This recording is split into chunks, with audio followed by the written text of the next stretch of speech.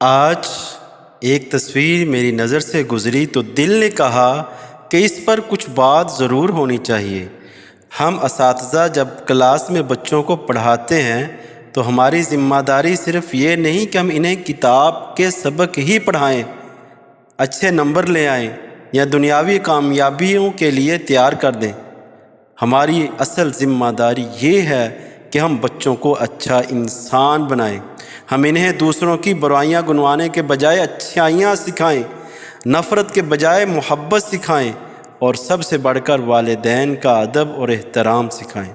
بچے کو یہ بتائیں کہ تمہاری ماں جو ساری رات تمہارے لیے جاگتی ہے، تمہارا باپ جو تمہارے مستقبل کے لیے محنت کرتا ہے، ان کی قدر کرنا سیکھو۔ کلاس میں کبھی بچوں سے یہ سوال بھی کر دیں، بیٹا تم اپنی ماں کے ساتھ کیسا سلوک کرتے ہو؟ بیٹا آپ اپنے والد سے بات کرتے ہوئے زبان کون سی استعمال کرتے ہو؟ ادب سے بات کرتے ہو یا بدتمیزی سے؟ کیا تم نے آج اپنے والدین کے لیے دعا کی ہے؟ کیونکہ ممکن ہے ہم بچے کو دنیا کی کامیابی کا راستہ تو بتا دیں، لیکن وہ راستہ نہ بتائیں جس پر چل کر وہ اپنے والدین کا دل جیت سکے۔